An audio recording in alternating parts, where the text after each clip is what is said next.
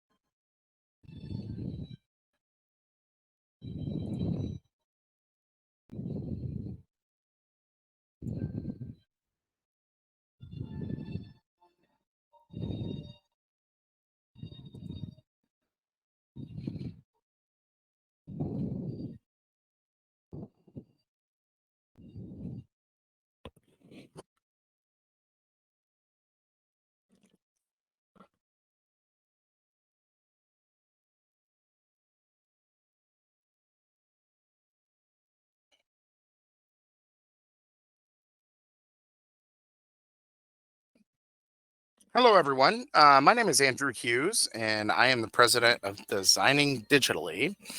We are a custom content development company, and today we're going to talk about how to justify the cost of employee training and establishing your budget for the future. First and foremost, I kind of talked a little bit about us. We are Designing Digitally, located in between Cincinnati and Dayton, Ohio, and specialize in custom content development for large companies and government agencies. Here's a picture of me because I apologize. I'm actually at home today, working from home. And I do not have a webcam, so there's the scruffy version of me.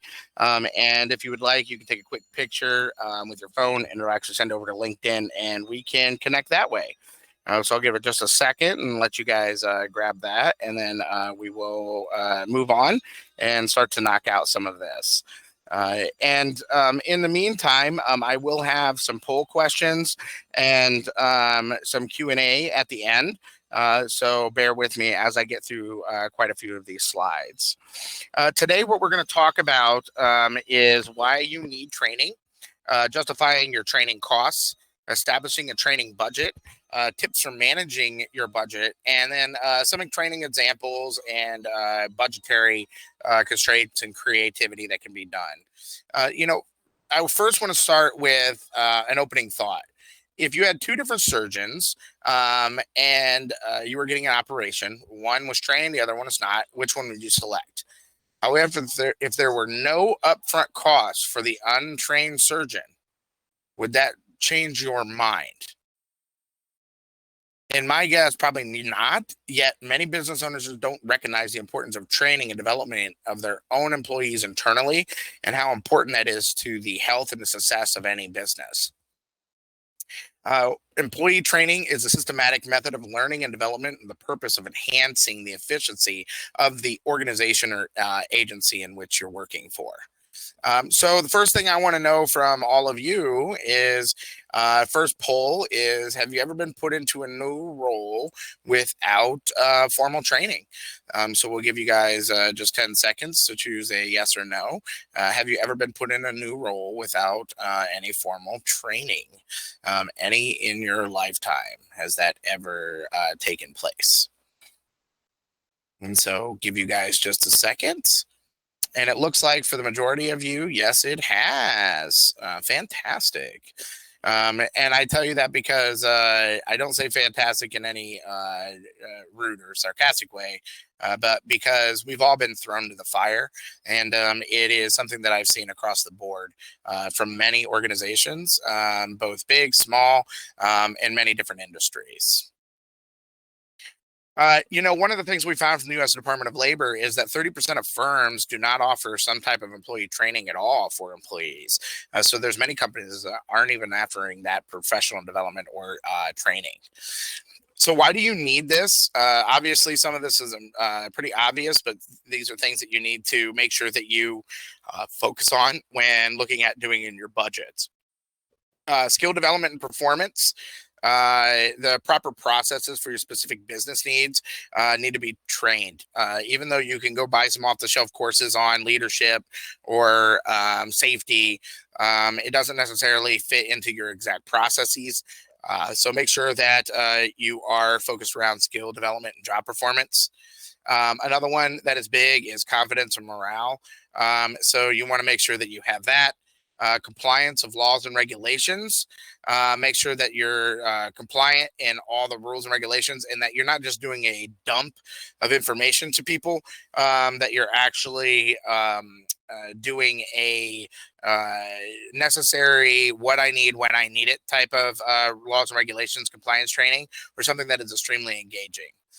Soft skills for that leadership. You may have a particular culture or a way that you do leadership, or may want to model it off of someone within inside of the organization. So not all off the shelf is going to really work for you. Innovation and strategic thinking is something that we find, especially looking at like Six Sigma training and just innovation in general and processes in general, making sure that you have that strategic thinking and you are building training around that.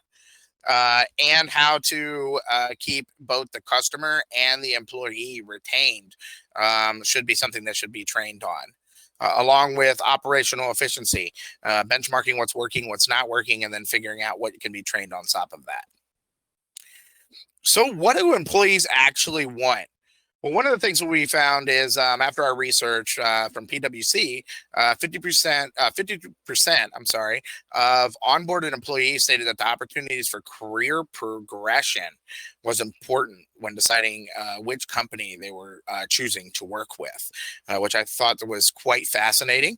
According to IBM, 35% of those new hires are coming in and really would like excellent training and development programs so that they can continue to excel and move forward. Employees who feel they cannot develop in a company and fulfill their career goals are 12 times more likely to leave the company based on IBM's research. So what do you need as far as training? Well, one of the things that you want to keep in mind is that right now, looking at from the data from HR Magazine, companies invest $1,500 on training per employee, can usually see about an average of 24% more profit in comparison to those who invest less in their employees. Because that indirect impact, while you can't state, I put X amount of marketing dollars towards this, you can turn around and state, I've seen an indirect impact by benchmarking. From the Association of Talent Development, from their research, companies offer thorough training, had more than twice the amount of income per employee over firms that offered less training. They also create 6% higher return for our stakeholders when training per employee, which is increased by $680 per person within inside of the organization. So right there, looking at the direct and indirect impacts and being able to benchmark these will give you guys this data. And then from Association of Talent Development again, those companies that actually implemented it found a 26% increase in revenue, with a 72% gaining a new competitive edge, and able to expand 42% in income. So that means that there are the data and the research out there proving that there is ROI in training, and that it is actually something that is extremely impactful to organizations. And so what we're going to do now is just try to figure out how and what we can do to justify our training costs. One of the things I really like to point out to people is just remember that if you're not improving, your competitors are.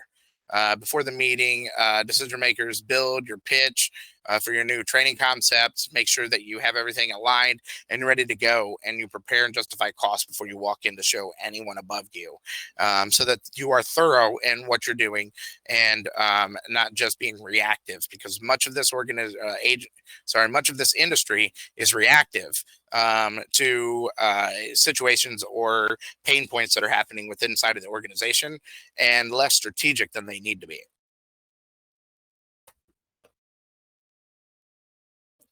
So the first thing that we like to do is devise a stakeholder partnership plan. Make sure that you do a stakeholder analysis and you really make them actively involved in which challenges and what problems are we attempting to solve, both short term and long term, so you can make a strategic plan. So that is the first thing that we always state is make sure that you devise a stakeholder partnership plan and an analysis. Make sure you do your research, know your benchmarks. Make sure that you understand the business needs and where the business is going. What you deem important or what the engineers may deem important is not necessarily important to the middle level or executive management. So make sure that you're looking into that completely. And know the impacts of not training employees.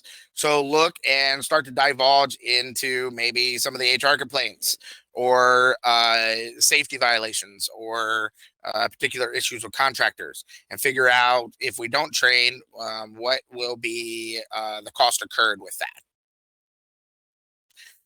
So some of those things you might end up with costly mistakes, compliance violations, bad customer experience, and lost clients, turnover rates, competitive advantage might be gone, and the list continues to go on and on and on.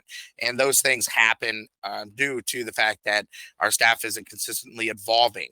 You have to take your team and think of your organization as a team. It is a system of processes and machines that is used collectively to produce goods and services that are then purchased on the open market, that then provides the lifestyle in which all of us desire or are currently sitting in, based on distribution of that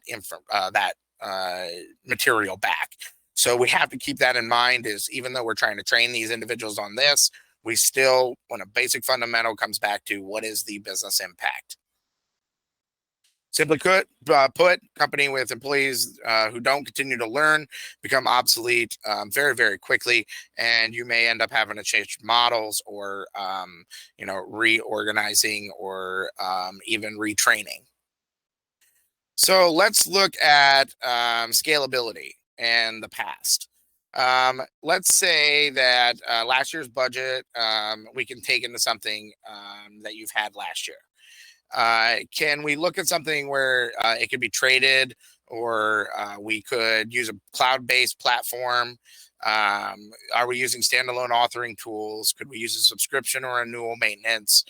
Are we using contracting outside consultants? How many virtual instructor-led training courses are we doing rather than self-paced courses? What other costs do we have as far as training budget currently that we're now investing in? So looking at this, 70% of organizations say they've had staff turnover as a negative financial impact, based on, and I apologize, it's not there, but this is from the U.S. Labor Department.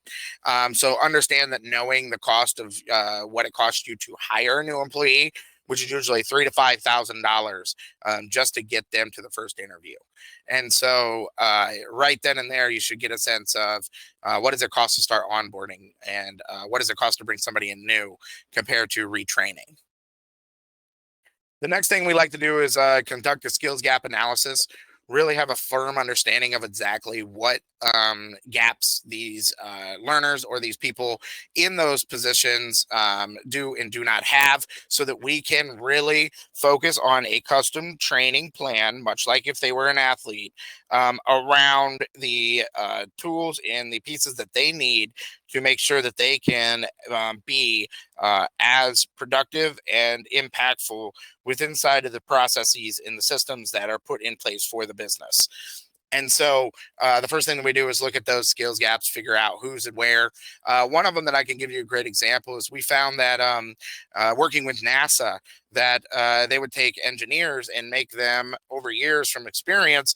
They were really good engineers, and they would promote them to project managers, only to find out that they were not very good project managers. And so after doing a skills gaps analysis, we found that it wasn't best to actually just promote them without having a tiered system that slowly integrates them into that, and then also trains them with a rigorous curriculum in which we implemented. And so we weren't able to do that without doing that skills gap analysis and understanding that. The next thing is obviously we need to define our training needs and goals.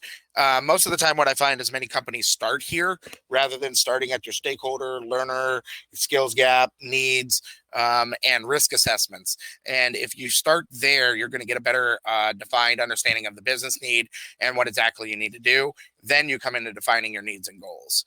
And one of the things that we like to do is conduct that full needs analysis, explain how the training programs align, create links between activities and how they support the main company strategy and the processes, and ensure there's a trail between the initiative and the goal is clear so that we can benchmark before and after. And that comes to my next piece. One of the biggest things that we do not do with inside of the learning side of things is we do not do enough when it comes to KPI and metrics. One of the things that we like to do is a risk management strategy where we'll look at doing reckless risk, calculated risk, contingency plans, and impact plans. And these are in our project plans. Why? Because we might end up with a risk of like one of our clients currently does launches, and when they do launches 2 weeks out, anything we're working on is put on an automatic hold. And when it's put on a hold like that, we have to have a contingency plan in place and an impact plan on how that's going to impact our ability to deliver the actual custom training to them. And so determining those risks and having that as part of your management strategy plan is imperative, because that's on the business side, so that you can understand what those educated guesses are going to be, what past performances we've seen, what benchmarks you currently have, and what your backup strategy is in case something were to not stick in what you go with. The other thing is you got to build vision with others. You really have to make sure that they are on the same page. Just before this, I was on a prior conversation talking about a vision on a project to make sure that I realign the project client goals and the business goals with what the development side is doing. And so this is something that consistently has to be reiterated. It's not something that you can just walk away with and expect everyone to say, oh, okay, I get it, and stay on that same vision for months upon month. So what we like to do is make sure you make an impact data sheet and you present your vision, but you also create that strong vision independently first. And then you document that vision along with present that vision. And then you modify it based on their feedback and you get them to sign off on a vision. A vision is extremely important because without it, you can be throwing a bunch of goals, but you don't really know how you're going to connect the dots. I look at it as in the dots are goals and the vision are the lines that connect the dots. So, how do you get executive buy-in for your projects and for your programs? You've now done all of what I just talked about: create your vision, create your plans, conducted a stakeholder, learner needs, risk analysis and assessment. You have all this documentation. You've created a curriculum outline, and you say this is the curricula for the next 20 different learner groups in X amount of training hours, and this is how we're delivering it. And how do we actually get there?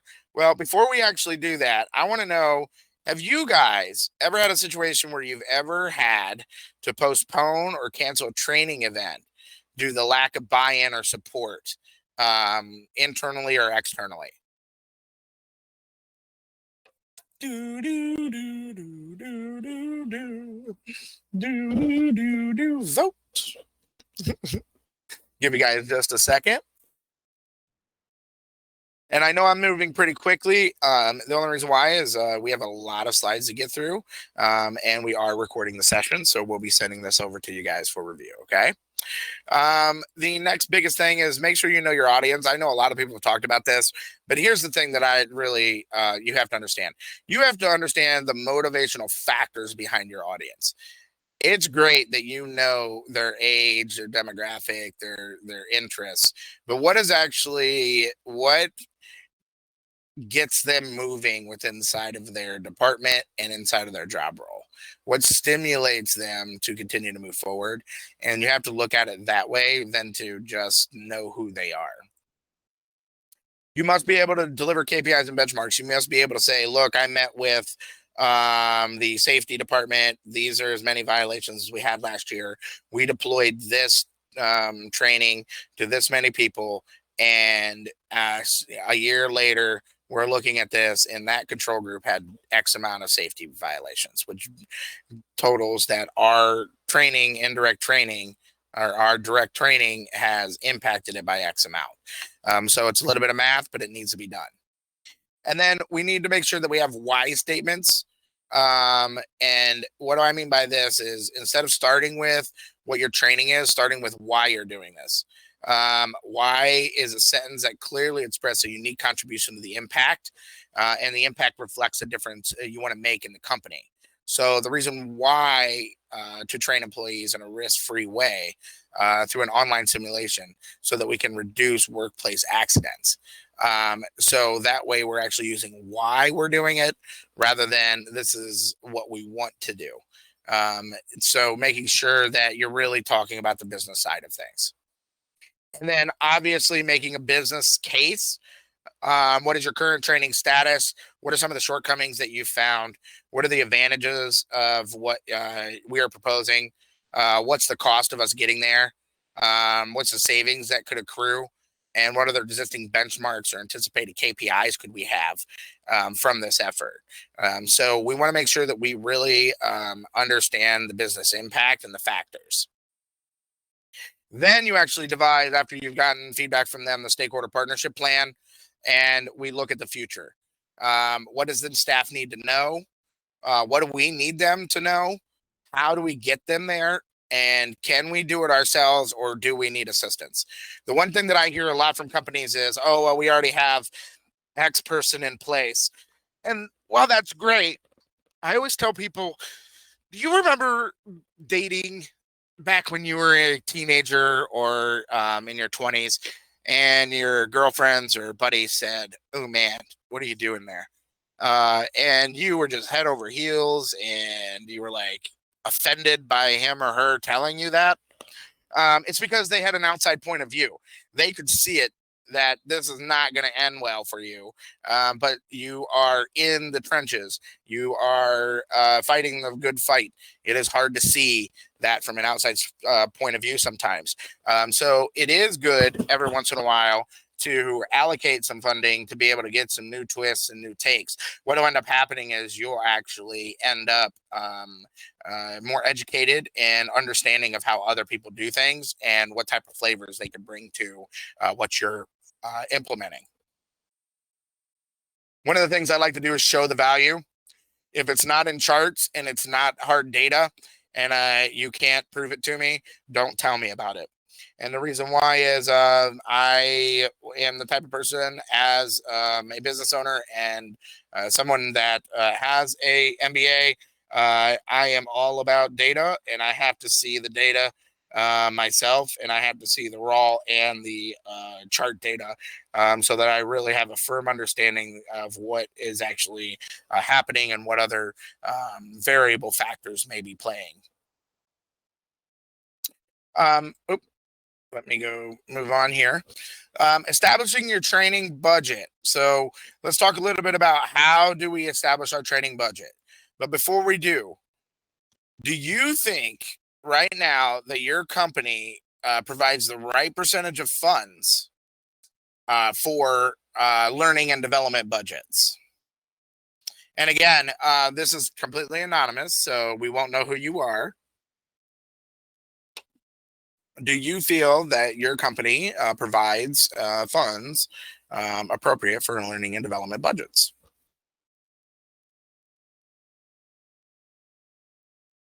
And there's no wrong answers here, people. No one is, your bosses aren't on the line. I promise.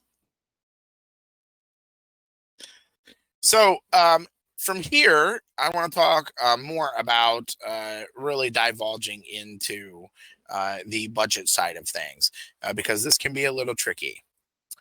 Um, so, looking at this, the average training budget for large corporations is $17.7 million a year. Mid-sized companies allocate around 1.7, and small companies. Now, understand, based on this data, this from the U.S. Department of Labor, understand that small businesses count for up to 20. They are netting 25 million or below. So while you're looking at a $367,000 small business is not somebody that is, making. They still have to account for the $25 million or $24 million companies. So what are the importance of your training budget? First off, got to make sure you're forecasting. Technology changes, services changes, products change, society changes, business changes. So you need to make sure that you're establishing a workforce plan. You're focusing on human resource attention, but you're also focusing on what is the business and where is the business going, and forecasting based on those minute notes from corporate meetings, things like that. Next is making sure that you're doing an adequate plan. And the adequate planning is one of the things that I always tell people is whatever you think it's going to take you to do, add 30% to it. And then when you complete it under that 30% more time that you just allocated to it, more power to you. But make sure that you allocate more time than you're ever anticipating. The next biggest one is make sure you're monitoring. Now we have the ability to track not just what you've spent on training, but with XAPI we could track what's actually happening within inside of our training to be able to see if users or learners are actually impacted and if they're actually going down the right behaviors and doing the things that we would like them to do, and then seeing how many times they're failing at particular things so that in essence we can be more insightful on what we should do. The next is flexibility. Since we are a reactive industry or part of a division of a business where 9 times out of 10 we're throwing something quickly because something happened. We have to be able to be flexible. One of the things that we like to do is make sure that you have your long-term goals in place, but then you're also pushing towards the ability to open up 20% of your pipeline to flexibility so that you do not have to deal with that later on. And so here are things when preparing your budget that we really need to think about. What are the common employee gaps in knowledge that you're currently seeing? What do managers spend most of the time on when training employees? That's one of the biggest, because knowledge transfer has to happen within inside of the organization. If you can figure out where the majority of the knowledge happens and the gaps are, you'll be able to cover those gaps and allow for less hands-on managerial until you actually need it. And what might be more efficient ways of training employees, especially since we're virtual now. Virtual instructor-led training has become very popular. The only problem is that in essence could be captured and utilized at any time, making it even more flexible going forward. So what do you include in that training budget? Make sure that you have an initial briefing about each one of the training programs in the curricula. Any delivery methods. My advice to you is to have multiple methods of delivery. Never just have e-learning, and never just have presentations, and never just have spec sheets or whiteboards or videos. You should have a plethora of media because different people like to access that in different ways. Also make sure that you have training materials that back up those workbooks, videos, checklists, infographics, And then make sure that you are looking at staff time. How much time is being invested? Because I get a lot of times where they say, well, we spent, when we have 20,000 people take this and it's an hour long, that's 20,000, man hours are paying for. So we look at that and say, okay, well, what if you were to have 30% of those people or 40% of those people leave, and what does it cost to replace 40% of those for not being properly trained on this? Any vendor fees if applicable, but again, if you are using a vendor outside, they should be able to help with providing ROI, and if they're not, give us a call. Travel and lodging, meals, and ongoing training and upkeep on these, or like we said, ongoing like virtual instructor-led training experiences. Next, ways to calculate your training budget. But before we get there, I have another question. Do any of you currently use any type of formula when conducting or creating your existing training budget?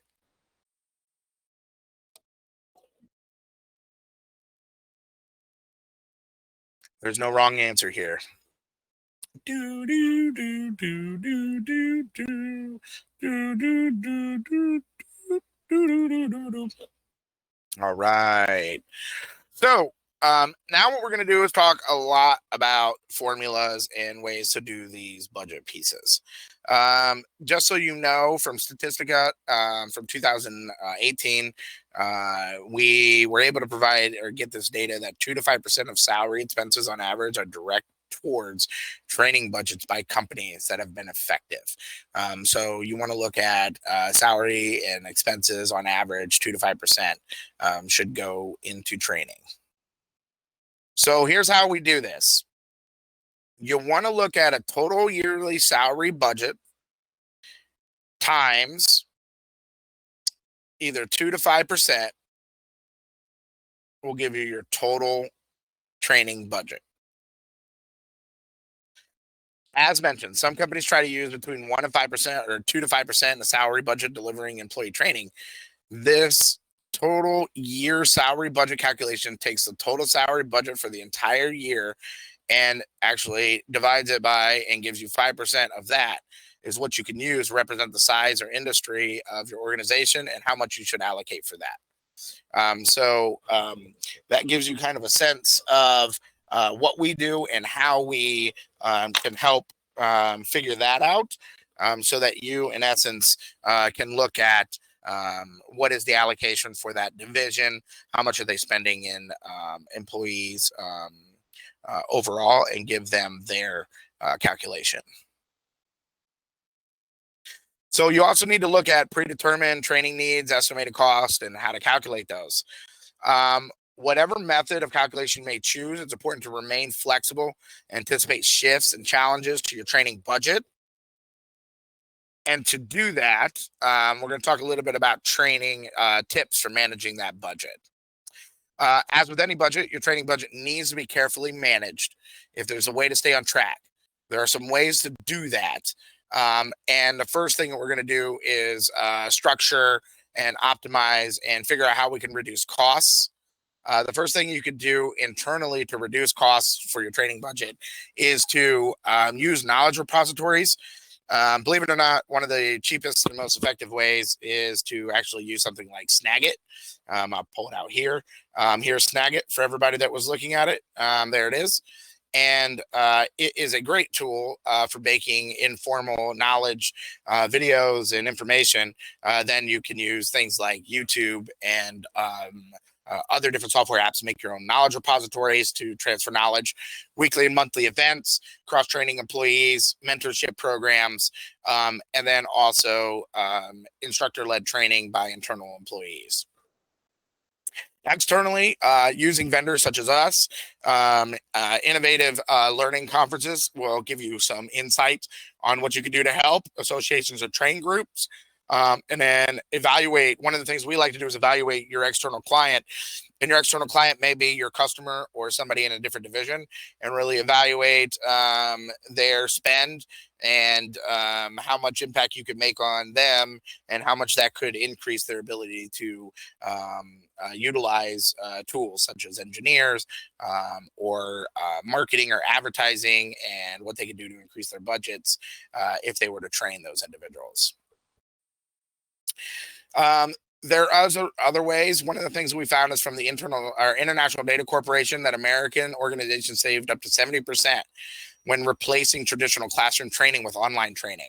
One of the things that we find is the ability to do self-paced training gives you something that allows it to be produced once, but then can be used over and over and over again, allowing for a long-term shelf life, especially if you add randomization to it, and which will allow you to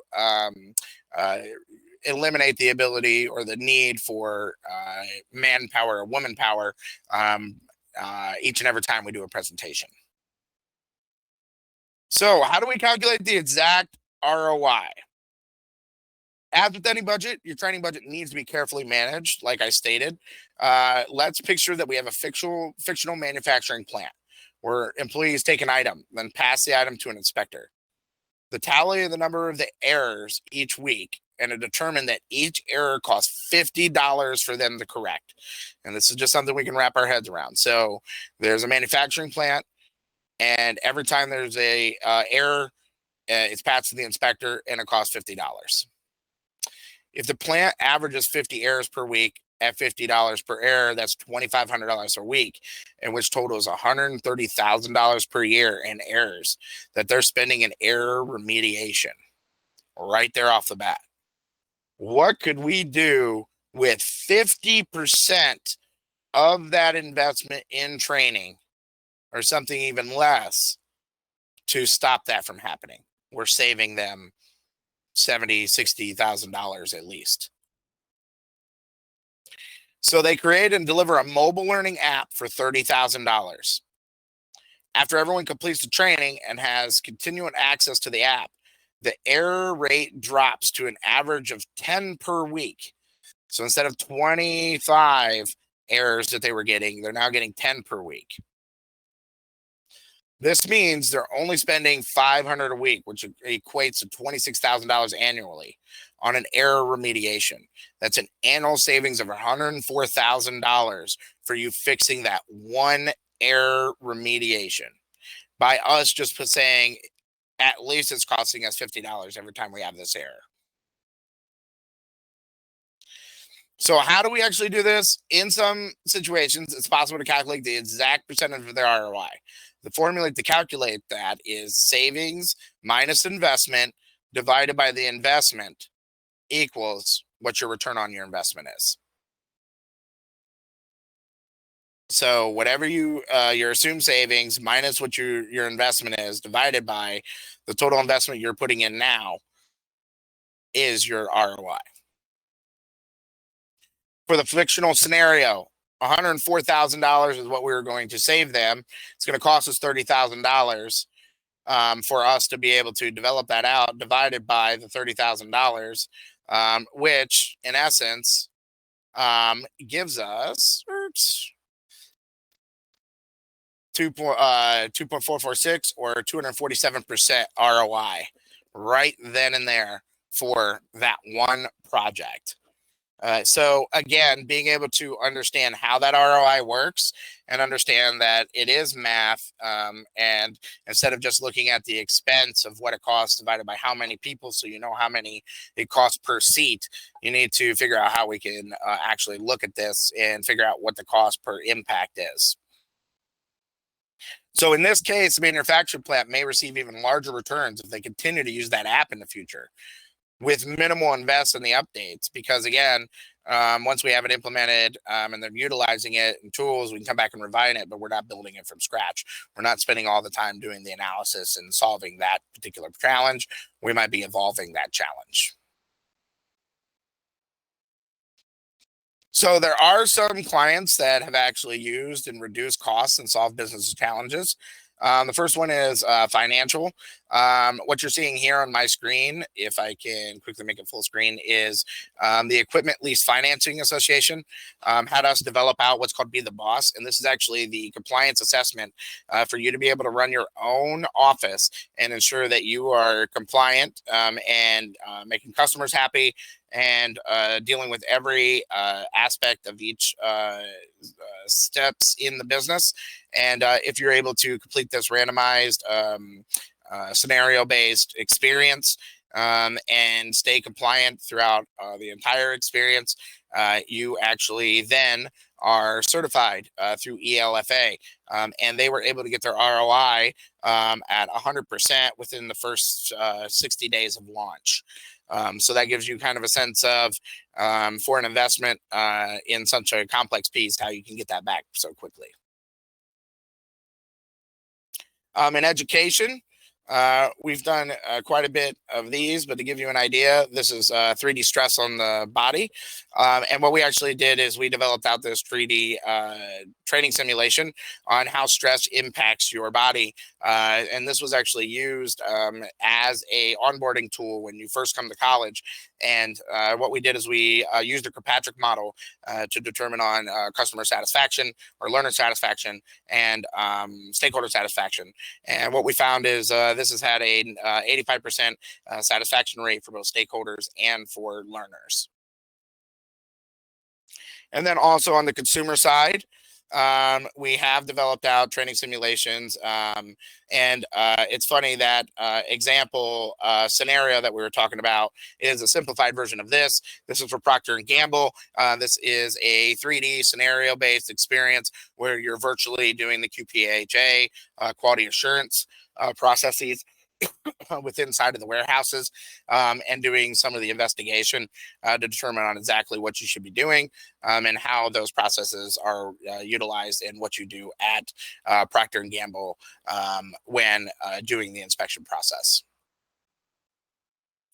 And then other great examples that we're now seeing with inside of these types of training is quite a bit of VR and voice recognition and systems of that nature, where people can be more immersed in the situation, along with machine learning, where we can actually have avatars and human beings talk back and forth dynamically.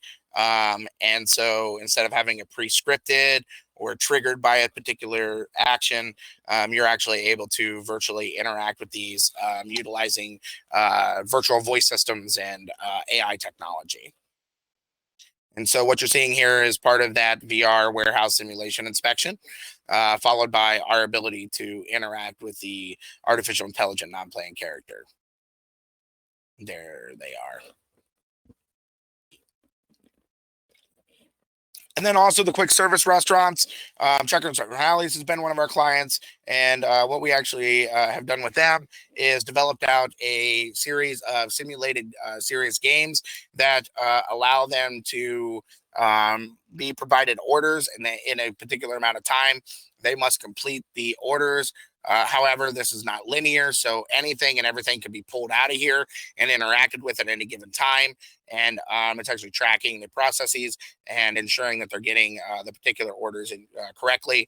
Everything is randomized so they can continue to practice and utilize this as needed at any given time, and also editable for them. So that they can, in essence, continue to practice and build performance. Now, understand that each and every time they do this training, it's $3,000 to $4,000 per training session because they do have to use real food, and they have to, in essence, throw out the majority of the things that they utilize. So there's a large cost incurred in waste. So this allowed them to practice this without having to have that be an issue. And then also on the retail side, Ping Golf, actually we developed out simulations for external use. Somebody's working at Golf Galaxy or Cabela's that's selling Ping golf clubs. This randomized training simulation allows you to get a new golfer each and every time, and you are walked through the processes of how to fit this individual correctly. So again, there's innovative possibilities for any of these types of training experiences and how you can justify what you're doing outside of just building what I consider to be glorified PowerPoints.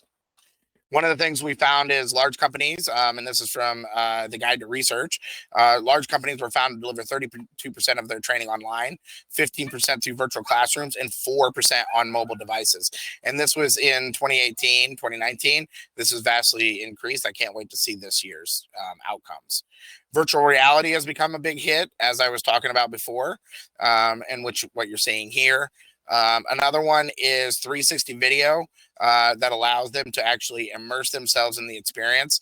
This was actually a onboarding experience that we developed out for Save a Lot, where you're put into 3D scenario-based experiences and provided the training this way prior to coming in to the warehouse.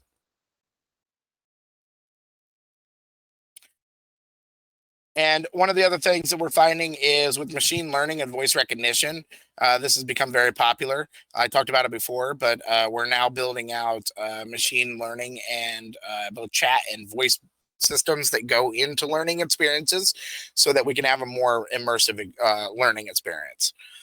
Mobile apps, now that we're all on the move, one of the things that we find is 49% of employees prefer to learn or train when necessary, when they need it, rather than to just know it at all times. So we're finding that we're getting a lot of requests for mobile app development. It may be to where it is in the public domain, but you can only log in if you got a username and password. One of them is some of them that we have actually developed. I'll be able to show later on, but one of them that we actually finished up was BMV Buddy, where we're actually developed out a learning experience for people to learn the rules in the road and the signals and so on and so forth from a mobile phone. We also have a construction company that has allowed us to develop out a AR driven resource strategic game. And so what you're looking at is you got two different construction sites and how do you handle those and who can be done when and where do you move people around to. So in my closing thought, there's a couple of things I want to make sure that you guys understand. Kaplan and Berkeley in 2019, they say that having an employee-centric approach to business is instrumental to the success of any organization at this point. Training and development, however, is effective when implementing strategy, but it involves content development and method of delivery, along with integration of technology and integration of business impacts. Without that, you're really going to get stuck. So what do you guys need to do for the next steps, and how do we actually learn how to manage our budgets and handle that? Okay. Well, from us, what we're going to do is we're going to provide you the recording of this webinar and some infographic and white papers on this topic to help you guys with that. Then from there, you guys are able to schedule a meeting with us if you would like, so that we can talk a little bit about what you're trying to do and how you're trying to justify any of your future development efforts going forward. And then obviously we could partner if you guys would like. We're always here to be able to help you. We're always behind the scenes. So we're behind the curtain with you and can be a support tool and team that you can call on when needed. So with that said, I do want to take a moment to just see if you guys could rate this webinar. 1 star saying I am not valuable at all, and 5 stars saying that it was very valuable. If you could take a moment to rate this for me and just let me know. And I just want to say thank you guys so much for your time today. Because I love being able to kind of express how do we get this ROI and how do we justify this. So hopefully I was able to give some insight to you guys.